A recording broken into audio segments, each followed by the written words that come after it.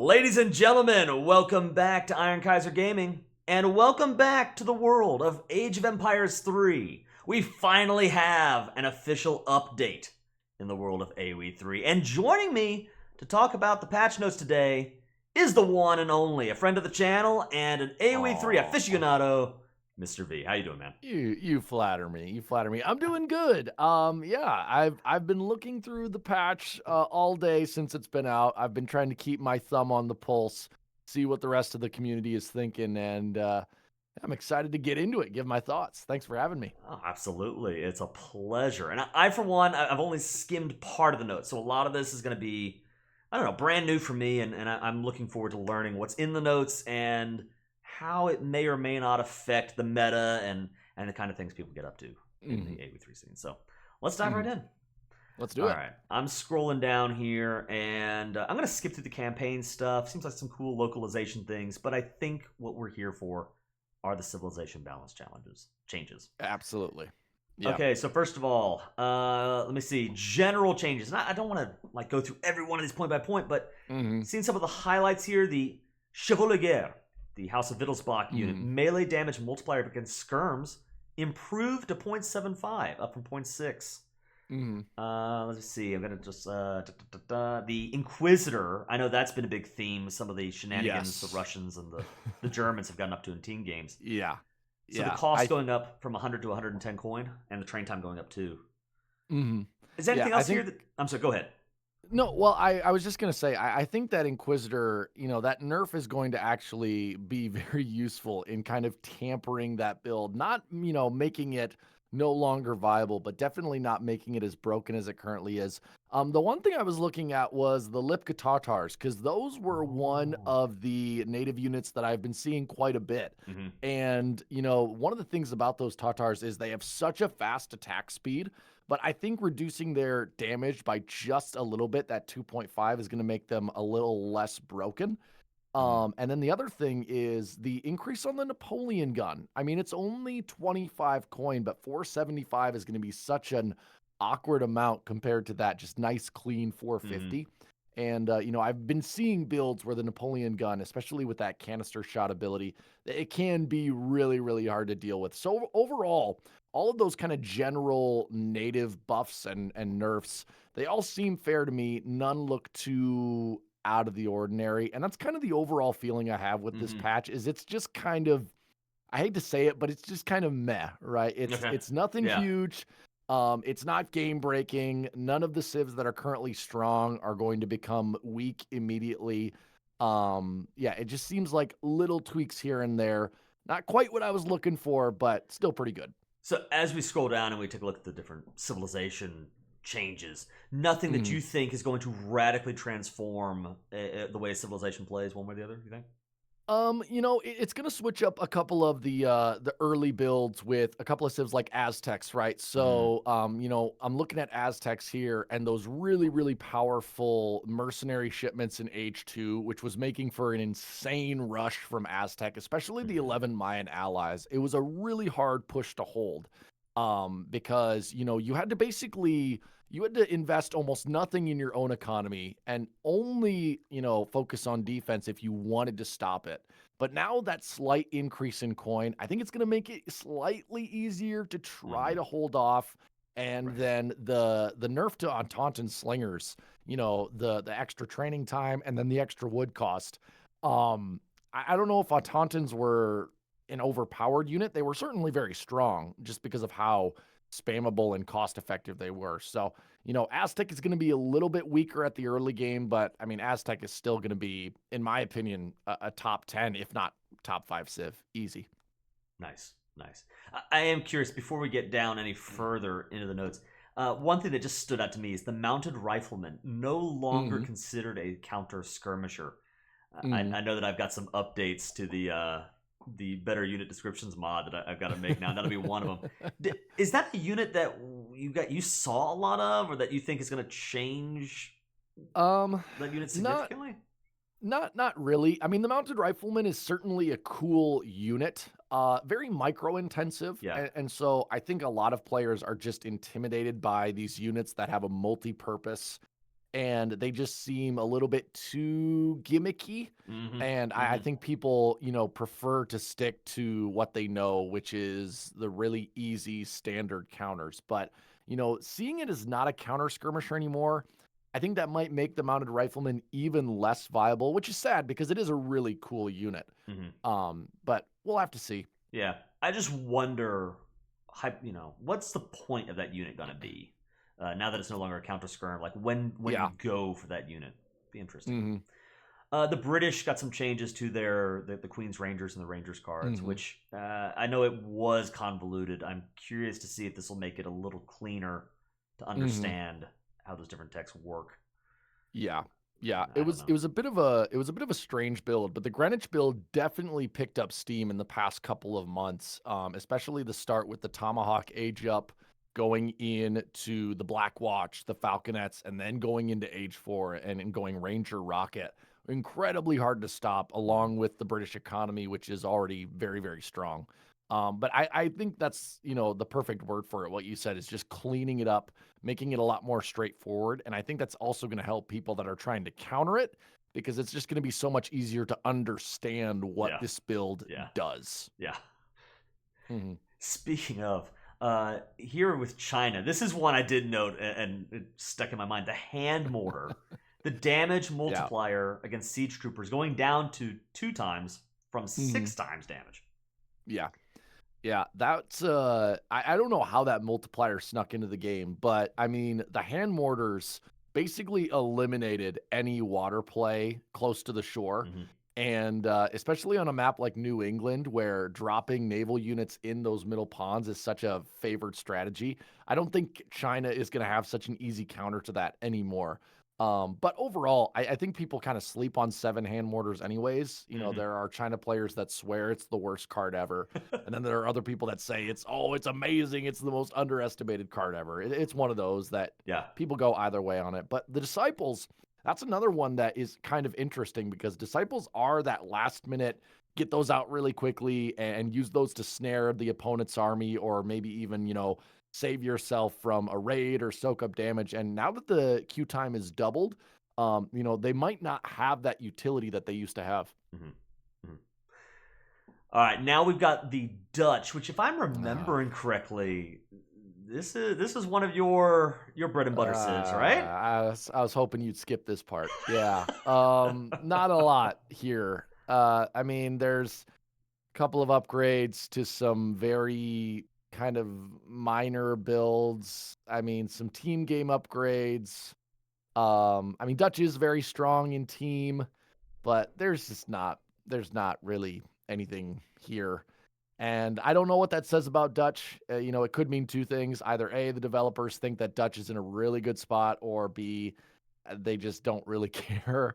And I'm thinking it might be the latter. Dutch certainly not bad, but I still feel like they are one of the weaker civs in the game as much as I love them. And just seeing a couple of niche upgrades here Hmm. was not exactly what I was looking for, but I was also well aware that Dutch was probably not going to be the focus of this Yeah. patch anyways. Yeah. Well, it's definitely something I want to ask you by the time we get to the bottom of this thing. But Mhm. I guess I'll jump in with the Dutch on this. Is there anything that you have in the back of your mind that you'd want to see come in for the Dutch in a patch Um, in the future? Man, that's tough because, Dutch are they're such an old civ and people are so familiar with Yeah. the Dutch toolkit. And they've gotten a couple of flavorful things. Like I really like what they've done with the Haub age up and, getting the military wagon and the access to veteran Haubs. I feel like that's the one other age up besides the quartermaster that is somewhat viable for Dutch. Honestly, I would maybe like to see something done with the banks to Hmm. either make them slightly cheaper or slightly better. Hmm.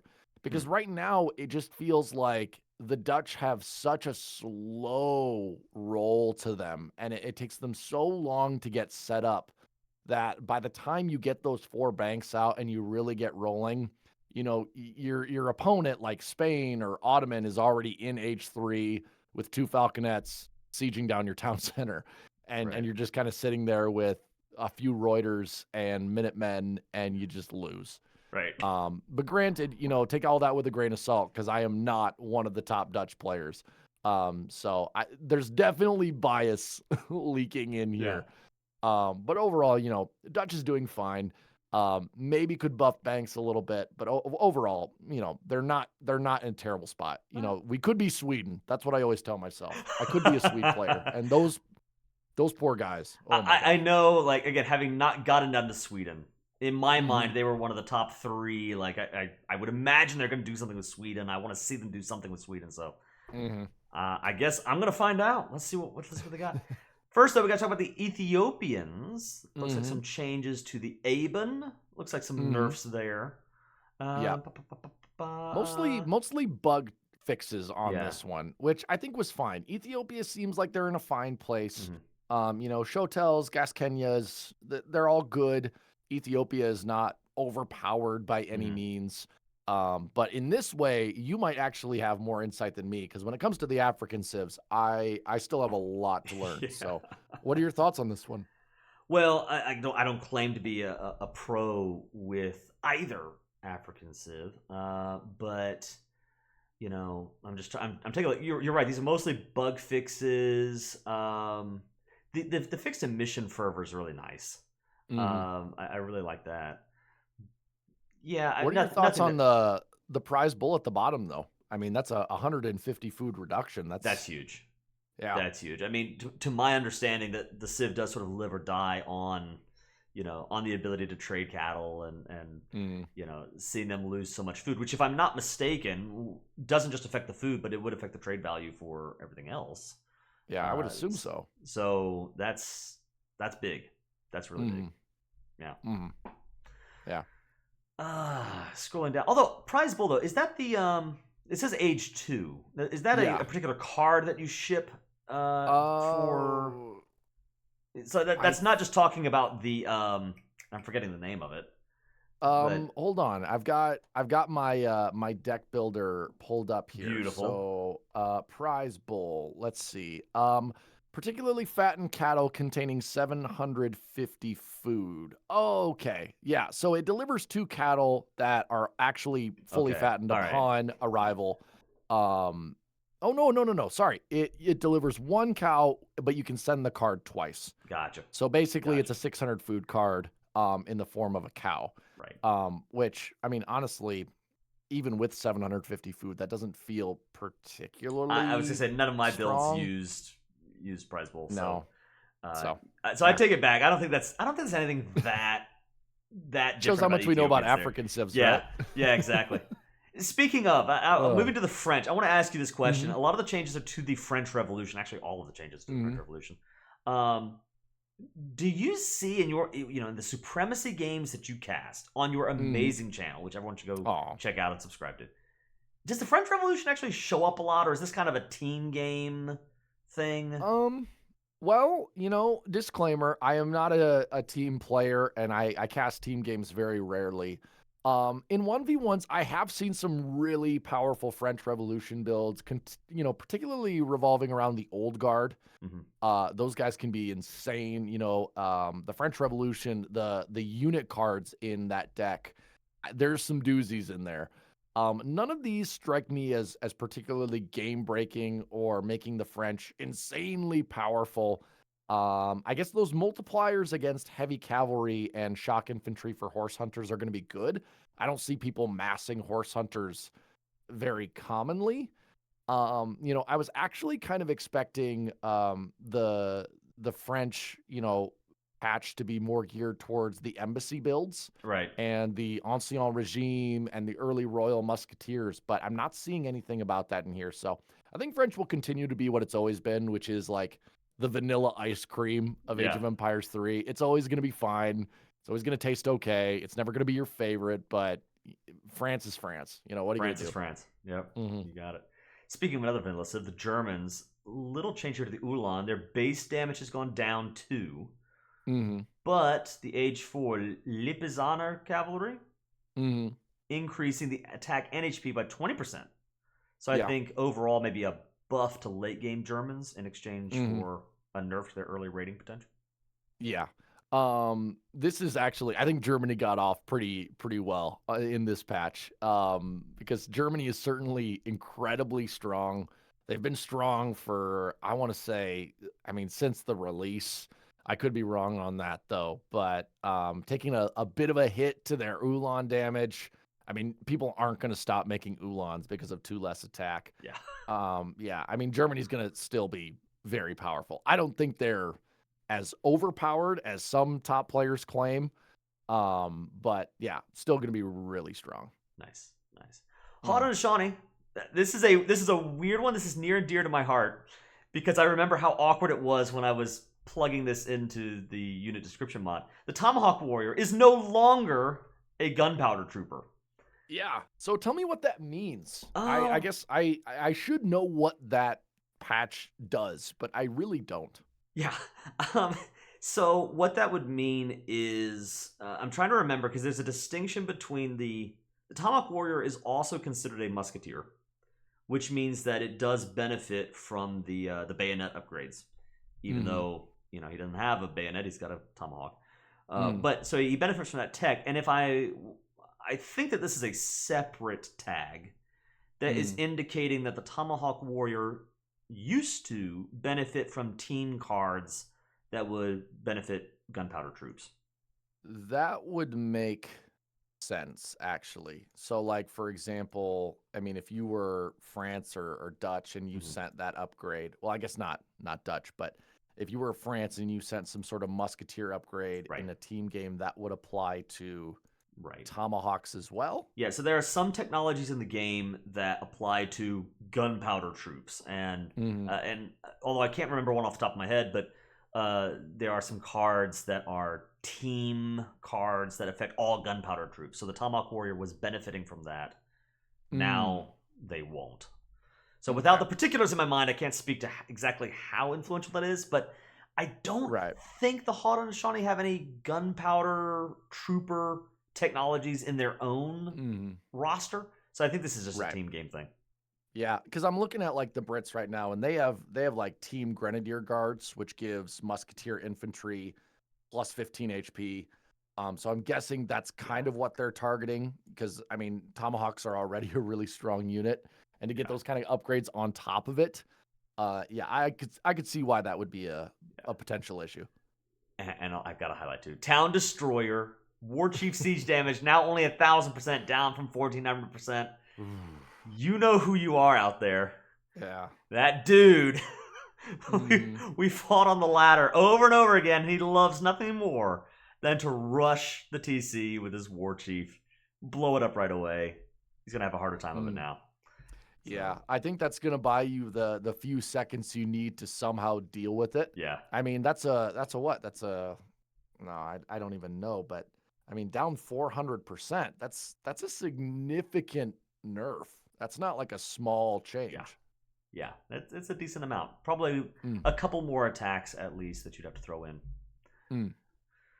All right, Inca. Inca have seen some changes. Yeah, boy, Inca have their position on the food chain has just, it's never been stable. I mean, they go up, they go down. Now they're kind of considered this lame civ. Like in the game I just casted, I called them the lamey lames.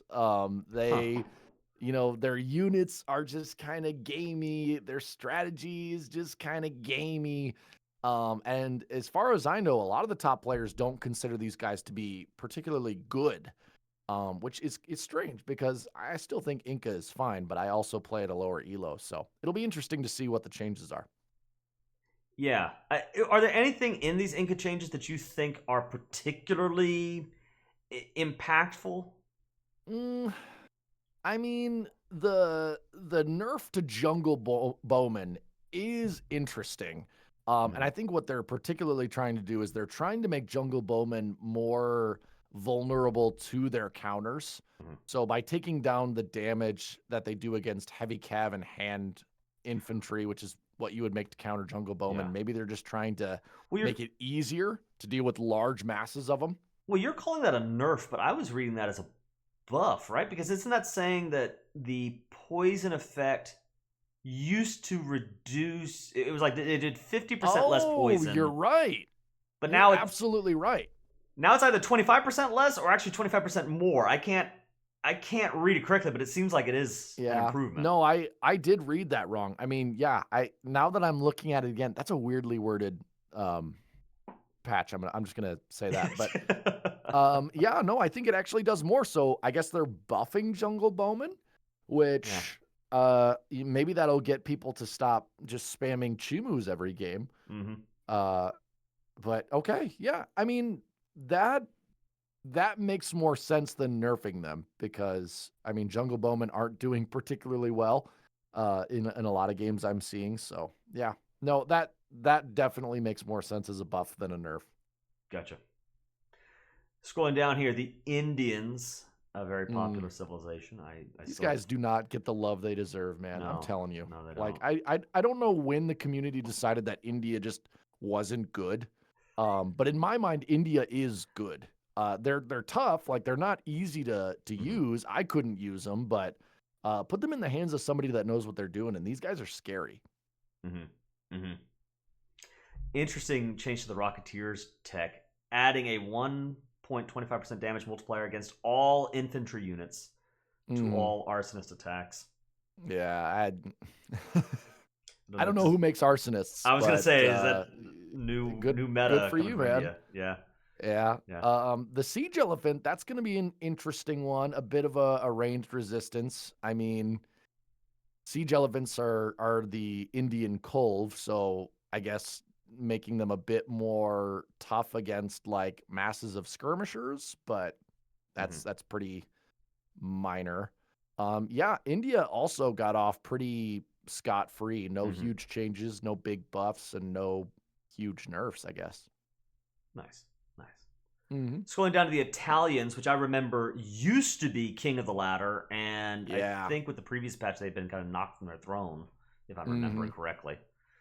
So what do we have here?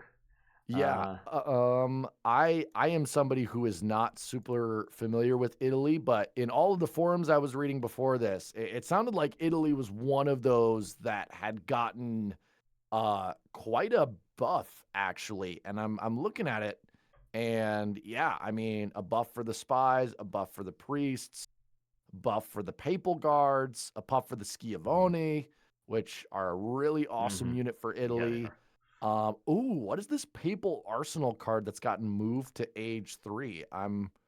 Because I mean, whenever a card gets moved down in age, you would see that as a buff, correct? Typically you would. Hold on, so papal arsenal. It grants your papal units powerful charged attacks. So, it just gives a charge attack to bombards and lancers. Okay, I could see that being useful. I guess that'll make Italy a little less dependent on going age 4 every game, which is kind of what Italy always is trying to do.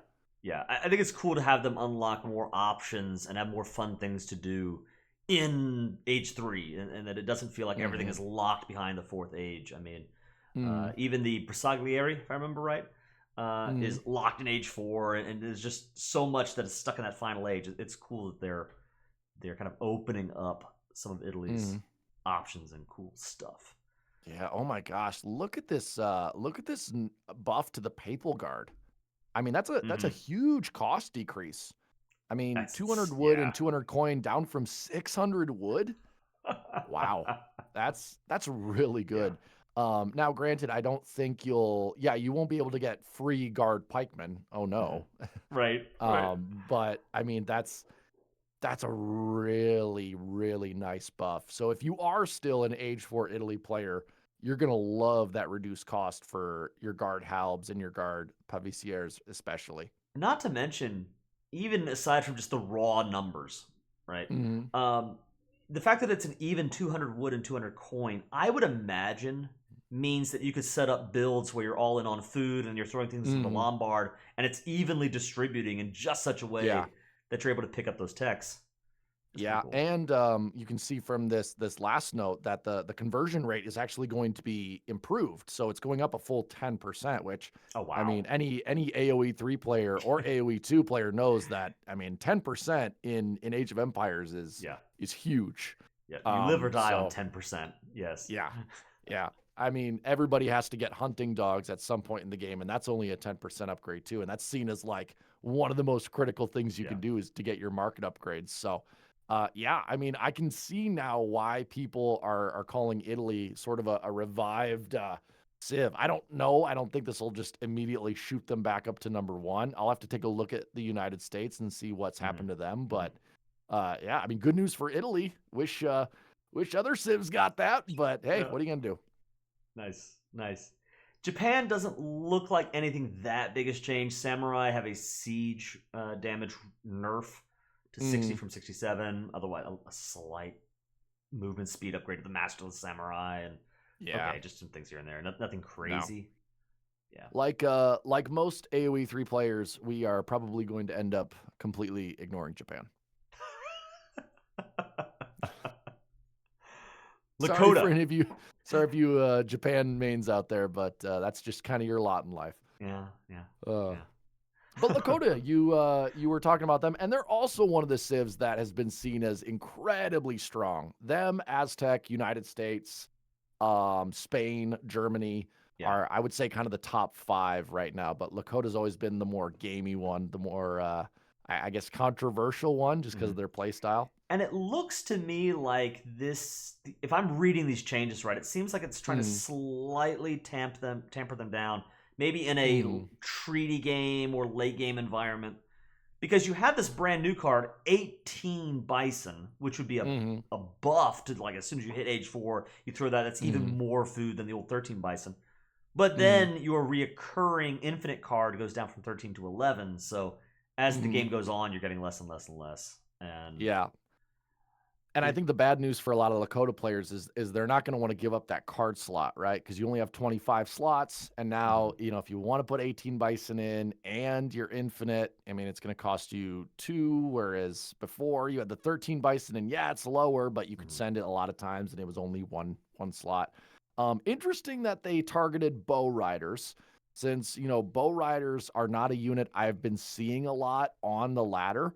I've been seeing a lot more infantry or melee cav builds. You know, it's not 2016 anymore where you just spam bow riders all the time. But the one that really sticks out to me, I guess there's 2, is the nerf to Citan bows is pretty big. Yeah. And the biggest one is the fact that the war chief cannot snare is actually insane. This war chief has been just the bane of my existence. I hate the Lakota war chief. This guy sucks. He's too fast. He can convert units. He's too tanky. And this nerf is like the best news of the entire patch so far for me. And I think that's going to be huge. Just the fact that he's not going to be able to constantly be slowing down your infantry all the time. I think that's actually a really good change. Yeah, it makes sense. It's a little bit of a weird exception to the normal rules, but when you understand just what a mounted explorer brings to the table and the ability to snare so easily, like you're saying, that makes a lot of sense. Malta. I know this is a civ that a lot of people would love to see get, you know, touched and really, you know, they could use some attention. I wonder what they've done here. Fixed gun, the pop of the age cost gone down. Grand Master now grants more XP when downed, so that's a nerf to Malta, right? Because that's XP to the enemy. Right. Can now construct commanderies instead of outposts. That's pretty cool.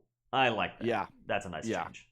That is really nice. The one I'm seeing, though, is the trip to Jerusalem, right? That's an Age 2 card. And to reduce it by 300 resources in Age 2, that's going to hit some of the Maltese players where it hurts, right? Because the big point of this card is to max it out, get those 1,500 resources, because, you know, the usual resource load for an H2 card is 700, right? 700 wood, 700 coins, 700 food, or all the unit costs are usually about 700 resources.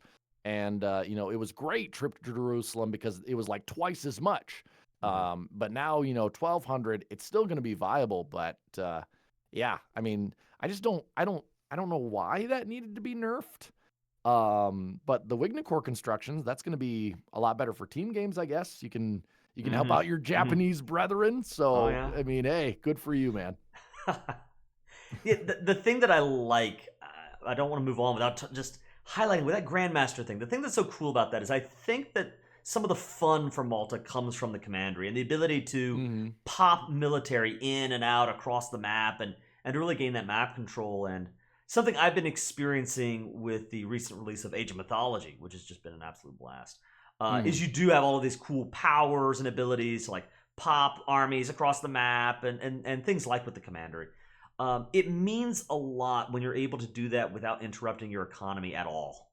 Mm-hmm. You know, the fact that I don't Yeah. need to commit villagers to go, across the map to set that up. Now I can just have the explorer do it wherever he is. I think that's a Mm-hmm. really, really neat. Maybe not as much of a buff from a pure numbers perspective from the upper echelon, but I think from a relieving sort of the mental bandwidth load for maybe the more average player, I think that actually is a really nice change. Mm-hmm. Yeah. Yeah. Yeah. Malta Mexico. overall Oh, felt very even-handed, right? They yeah. buffed some, they nerfed some, so I don't imagine Malta is gonna move very much from Yeah. their current position. No, probably not. I don't think that was the overhaul that maybe some people were hoping for, but there's some Mm, nice changes there. We'll mm, take what we can yeah. get. Mexico, that Oh that man. crazy civilization, just sort of the bag of 100 tricks. Yeah. I'm still trying to get a hang of this Civ. I mean, it's been out for a long time now, and I Yeah. still, whenever I see a revolt, I go, what does that do? You know? And it seems like almost all of the changes here are targeting one revolt or another. Mm-hmm. Mm-hmm. Yeah, that's a good point. Nothing that very little, I guess, that's actually affecting Mexico proper, Mm. but a lot of small revolution changes. Okay, I don't. Nothing that jumps to my mind is particularly worth commenting on, but No, I think the Rio Grande Revolution is going to be mm, less popular now. I mean, yeah, 4 culverins down to 3. That's yeah, big. yeah, 9 soldados down to 6. That's pretty big. I mean, and then everywhere else, I agree with you exactly. It's yeah, just little yeah, tweaks here and there. yeah. Mm. The one thing that does stand out to me that I do remember from my own time playing Mexico is the advanced frontier defenses for Central America, which, if I remember correctly, doesn't that send them like 3 watchtowers? Then it upgrades them as well, all at the same Yeah, time. I yeah. remember that was a really big part of defensive Central America play, and Hmm. with that gone, I would imagine. I guess now they get the 3 outposts, but they're not upgraded Right. anymore. So Yeah. I guess it makes them a little more And vulnerable, and it's not as easy for them to boom up to H4. yeah, that's kind of what people would do, right? Is they would Yeah. use those really beefy outposts and just kind of not have to make military. It's not Mm-hmm. unbeatable. In fact, most of the time when I see that sort of boom, I actually see it lose more often than I see it win. Mm-hmm. I'm just happy to see Baja California get some buffs because I love Yeah. that outlaw trading post style play. I think it has so much flavor. It's so much fun watching the filibusters and the bandidos and the cuatreros with their snare. Yeah, really, really fun. So always happy to see that. Ottomans. Ottomans. What are we going to see with the Ottomans? Eliminated from the game. That's what Yep, I yep, was just hoping. deleted. Ottomans Yep, removed. yep. Here's what we got. Let's see. The 12, okay, age 4, a buff here. The unit count increased to Mhm. 14 from 12. Capiculu Core. The melee armor increase now only applies to Sipahi instead of all heavy cav. Okay. Okay, interesting. I'm not going to try to pronounce that. The, I'm going to try. Topshu?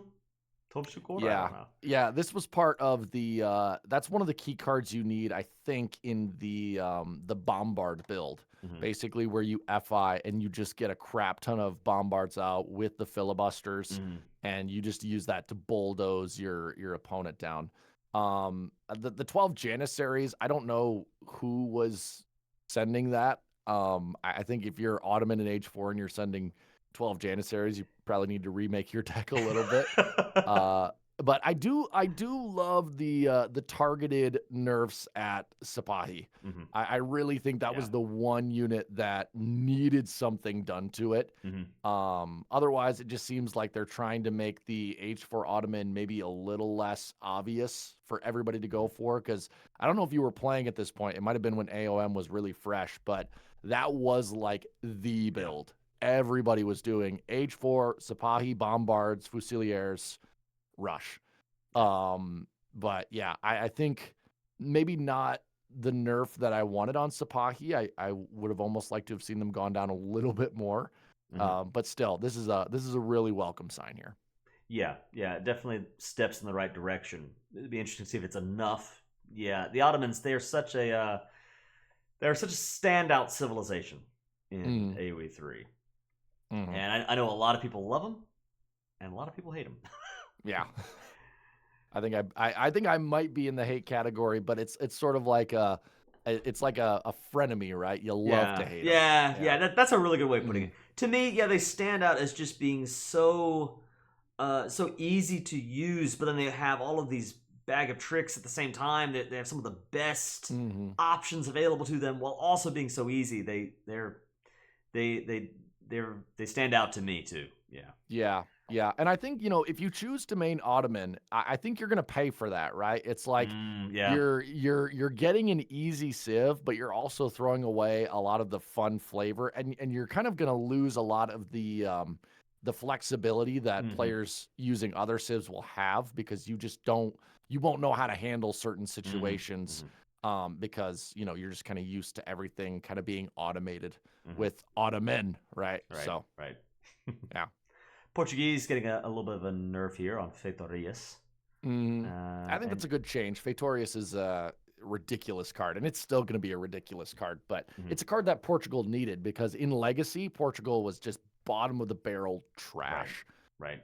So, yeah, good to see. Well, it's kind of like what you're saying with, was it the Inca earlier, where you're saying that just they've gone up and down, and the Portuguese have been on that roller coaster too, so really small change. Yeah. Would you say they're in a good spot right now overall on the ladder? They're pretty strong. The thing with Portugal is if you're playing a guy that knows what he's doing, it's just really hard to stop Portugal from doing what they want. It doesn't mean it can't be countered, but if a Portuguese player wants to get up in 6 minutes with 3 town centers, there's not a lot you can do to stop him. I would say, pro tip for anybody playing Portuguese, if you're playing a European civ and you have access to advanced arsenal, you need to put that in your deck against Portugal, because getting that mortar to siege down those town centers early, I cannot tell you how many games I've won because I had that mortar and I made Portugal come and fight me out in the open. So yeah, I guess a little tip there. But very underused card, one of my favorites. Yeah. Russia, it looks to me like big improvements. Yeah, these guys need some love. Badly. Because I really enjoyed playing Russia, I guess, in their prior state. So that's one of my favorite things to do, is to really play and main a civilization that's not really high on the ladder. So then when they get buffed, now it's really exciting. Let's see. 6 costs going up to 7. Blockhouse cannon sending a falconet now. Detonets activating frontier blockhouses. The Poruchik costing more food but less coin, which I think, at least the way I play them, that's a positive. Yeah, that's going to play well into Russia's macro, because Russia's always macroing for food, and it's always on the coin end of things that they're always going to be a little bit lacking. So switching those two, it kind of is going to make them another sort of Strelet type, musketeer type, just mostly food with a little bit of something else. So, yeah. Actually, the Royal Huntsman being unlocked here with the Treaty of Mozhaisk card. Can you explain to me what this Russian-American company entry is? Card added. Yeah. So it was a really, really good card, because you got frontier blockhouses, and then by age 3, you're going to have at least 2 blockhouses, hopefully 3 or 4 if you're kind of playing the contain game. And, getting that gather rate for huntables, which, again, going back to Russia's need for food, 30% upgrade. That's just like, compared to most economic cards, which are 10, 15%, 20%. It was so good. The problem is that, it just, to me, it always didn't fit into Russia's play style, because if Russia's in H3, number one, they're probably already in a bit of a pickle, because as Russia, you don't really want to be in H3. You'd much rather be in H2, fighting H2 where, your units belong. And then also, when Russia gets up to H3, I've never thought of Russia as like, oh, now I can send my eco cards. Yeah. Yeah. It's always been like, okay, now I got to put on more pressure. I got to get out cav archers and falconets, and I got to upgrade strelets, and I got to upgrade musketeers. But yeah, I basically think they just switched what you were doing with Russian American company over to detonettes, which it seems to fit more, right? Because now that card is strictly about blockhouses rather than Russian America company being sort of blockhouses, but also it's kind of an upgrade. Like, so makes sense. Overall, I like that change. Yeah, that's nice. That's nice. Spain getting a slight nerf to Marvelous Year, which makes sense to me. I know that was one of their standout cards. So that tracks. Yeah, Spain's going to stay, I think, very strong. And they're a lot like Portugal, where you just really can't stop them from doing what they want to do. Yeah, that tracks. I agree. Makes sense. Sweden. Here we go. All right. Dalkarl Pikeman, the cost reduction has been changed to 40 wood, 20 food. Okay. Hakapellet, no longer classified as hand cavalry. Hit points reduced to, okay, so this is just a nerf to that unit. Yeah, so, I mean, this Sweden, like, I'll just give you the Spark Notes version. They basically took Hackapellets and just threw them in the dumpster. Yeah.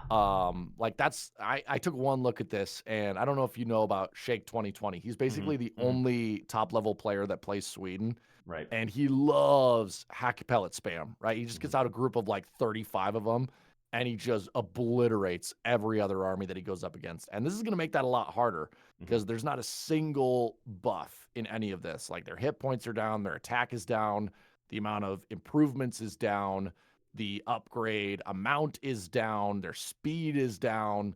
Like nothing else of Sweden's got nerfed except the Hackapellet, which is sad to me because I feel like the Hackapellet was the one unit making Sweden viable on competitive ladder. And now I don't see why you take Sweden. Like if you're looking to win, if you're looking to build Elo, which that's not why you should play, by the way. But if you are looking to do it, I don't see any reason. I don't know why you would take Sweden other than you really like the Civ or you have some sort of personal connection to it. Right. Well, I guess so you got the new cavalry damage card in H2, and then Finn Horses is giving you a little bit more. So maybe, I mean, I'm doing some mental number crunching in my head here, but doesn't it? Maybe you're getting a little bit more out of them if the game goes long. Maybe possible, yeah. But the thing for me is like you're adding new cavalry damage, but then you're also taking away hand infantry and hand cavalry attack, which was a double upgrade. So it's like, is that trade worth it? And I guess I should look at. Let me look at this. Okay, so yeah, hand infantry and hand cavalry was a 15% upgrade. So they basically took away the hand infantry, and they let you keep the cavalry. So I mean, yes, that's going to make it still good for your Hackapellets. And I'm not saying they're going to become a bad unit automatically, but it's like, why did Sweden need a nerf? Like, why did Sweden need any nerfs? That's what I'm wondering. Yeah. So. Yeah, I'm surprised that they're not getting something more kind of in compensation for those nerfs. That is a surprise to me because they're not pub stoppers by any means. No, like a reduced cost of torps or like maybe an upgrade in H2 for the economy or.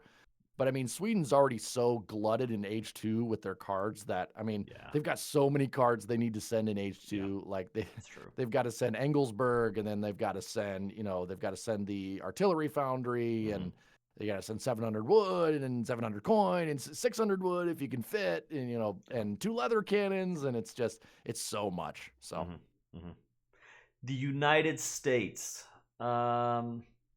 Okay, Carbine Cavalry. The range goes down, but then Buffalo Soldiers brings it back up. The Kentucky Hunters sends fewer Owl Hoots. Pennsylvania Cav. Oh, that's interesting. That costs coin. All right. Okay. Russian American Company. Same thing as for Russia, right? Scottish immigrants. Okay, so I I'm not seeing. It looks like slight nerfs across the board for the U.S., but Yeah. anything that significantly impacts the way that they play? No.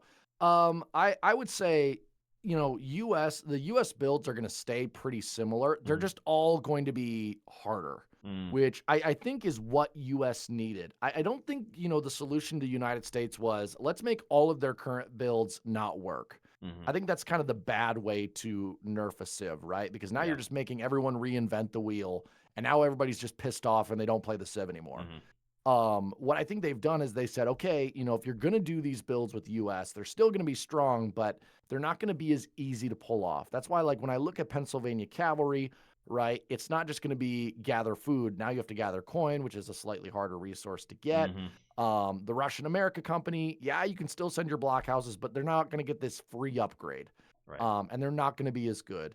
And then the state capital, yes, you're still going to get a buttload of XP, but you're not going to get basically a free shipment, because Right. I think a Right. shipment is 300 XP on the dot. So you build that capital and then just boom, you get another shipment again, just like that. Yeah. So yeah, everything is just making the US slightly harder to do, Mhm. but it's not making those builds, in my opinion. Your opinion might be different if you're watching this. I don't think anything becomes, no, we can't use that build anymore. We got to trash that. Right. Yeah, that tracks. The state capital certainly stood out to me. I remember reading that was sort of a must-have card. You have to put that in because, like you're Mhm. saying, it's basically just a free shipment on top of the Yeah. capital. So Mhm. yeah, that's nice. And then we're down into the revolutions, which I guess maybe you've read through these. Yeah. Anything that really stands out for you for the different? I'm not a huge revolution guy. That'd be a question for somebody like Lionheart. That guy just bleeds revolution builds. I will say the nerf to the Hussars of Death, I think was probably needed. Because the Chile revolt was Mm-hmm. just very strong. Finland is Sweden, so who cares? Uh, Hungary, I mean, I don't really know a Russian player. Is that a Russian revolt? I don't know of any Russian players that Yeah, revolt commonly. I know that. I think can Germany go to Hungary? I know Russia can go to Hungary. That's Maybe. one. Yeah. Yeah. And then South Africa, oh, that's a Dutch revolt. Mhm. Uh Card removed, card added. I mean, yeah, they're just kind of gearing you more towards war wagons, which is what people were doing anyways, and they're taking away a little bit of your economy. Um, Barbary, I've seen a couple of times, but I mean, I don't think Ottoman's going to be like, oh, we're a revolt civ now, just because of these just because of these buffs. Yeah. So yeah, I mean, it all looks pretty minor. But yeah, I mean, I guess overall, what are your thoughts on the patch now that you've seen it in detail? Yeah, I mean, I see where you're coming from, where it seems like some slight changes. I remember yesterday I had asked my Discord server, which there's a link in the description below, guys, if you want to join into that conversation.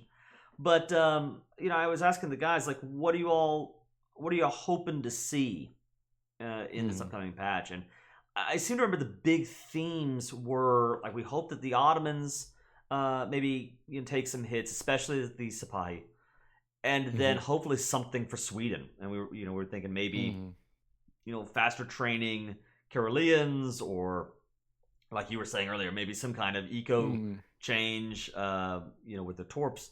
And it seems like the changes that they make. I don't know if there are a whole lot of changes that feel bad. I guess maybe mhm, the Hackapellet might seem a little weird, but mhm, nothing dramatically different. I mean, this is the last patch was how long ago? I know there's been a lot of excitement for the upcoming mhm, DLC, which then got delayed, and mhm, so I think maybe that's part of the reason why there's not as much game shaking changing changes. mhm. But yeah, it seems light. It seems like a light patch. Yeah, yeah. I'll try not to like break into a rant here. Yeah. But just the sort of vibe I've been getting from the development team is I think they know that the AoE3 community feels neglected. especially after the delay. Mhm. And I think what they've been trying to do is they've been trying to keep the communication lines very open and, you know, give us crumbs to kind of keep us there. Mhm. And overall, I think that's what this patch was, if I'm being perfectly honest. I think, you know, they thought to themselves, okay, what are some changes that we can make very quickly and still, you know, show that we're trying to balance the game more. And I mean, all of these are just go into the code, switch a couple numbers, you know, Mhm. no core mechanics are being changed here, right? Right. It's all Right. just shifting numbers up and down. And that, you know, I'm not a developer, but that strikes me as okay, this is something we could do very quickly because obviously we're focused on AOM. Mhm. Um, you know, in my mind, there are more pressing concerns for AoE3 than how powerful are Sipahi? What is Mhm. Italy gonna do? To me, it's like the quality of life of AoE3 just needs to be improved in big Mhm. ways. Like, Yeah. I think we need a casting UI. I Yes, we think we do. need we need more reliable ways of, you know, watching replays without every third one just Right. getting an unfixable bug that Right. ruins the game. These are things that, you know, above any stat boost, I think the Yeah. community's been clamoring for. And I guess what, you know, frustrates me a little bit is that through AOM, they've shown that these things are very possible. Right. I mean, Right. AOM is built on the same engine as AoE3, and AOM has Yes. a casting UI. Yes. And so, you know, the fact that these haven't been added, that's, I guess, what kind of leaves me a bit perturbed. And while I really appreciate the patch and I appreciate that they're trying to get something out, I'm gonna have to see something big Yeah. in the next year, and not like December of next year, hopefully before like March or April. You know, we get something that really just shows that, like, hey, we still love AoE3 and we want to support it. And for me as a caster, it really is that quality of life Yeah. for watching games, casting games, and, you know, getting tournaments up to the level of the other Age of Empires titles. I agree with you 100%. It's those sorts of structural things that definitely need to come to AoE3, especially the casting UI. That would be Mhm. incredible. That would make the game so much more enjoyable to Mhm. replay and review and recast and watch. Uh, Mhm. you know, and I'll take maybe the silver lining view of this, which is I'm kind of hopeful. Maybe what's going on again is they're trying to keep that really impressive stuff back and bring that in with the Mhm. DLC to really make a show of it. That whenever they do release that expansion, that hey, here's a lot we're doing for AoE3. Look at all the cool stuff. Maybe they Mhm. don't want it to spill out slowly in sort of a patch in the middle of October, but instead, Right. save it for the DLC. I don't know. Are Yeah. there any other last question? Mhm. Anything else from a stats perspective or a anything where you would say maybe in the next patch, like I'm really surprised they didn't do blank. Why didn't they buff this or nerf that or Mhm. kind of any predictions maybe on how the Mhm. meta will look in the future? Um, well, first off, I just want to say, thank you for letting me come and kind of spill all of this verbal vomit on you and your Always, viewers. no, Um, anytime, man. I don't get to have you on yeah, enough. honestly, like I think AoE3 balance wise is in a very nice place. I mean, compared to other RTSs, the balance in Age of Empires is quite good. And Yeah. so I want to give development the full credit there of, you know, they do work very hard to keep all of these civs usable. Hmm. I guess the biggest shock to me is some of the nerfs here just did not feel necessary. Like, there are a couple of civs. Like, I'm glad to see Russia get some love. I'm glad to see the United States and Aztecs and Lakota just get a little bit of a correction. But and then there's just some that, like, I don't get the Sweden one. Um, I guess, you know, Spain feels maybe a bit just kind of whatever. Here's one thing. Yeah. But overall, I don't have a problem with any of the patch notes at all. I think they're all fine. And that's just kind of my overall reaction on everything. It's just, it's fine. Nice.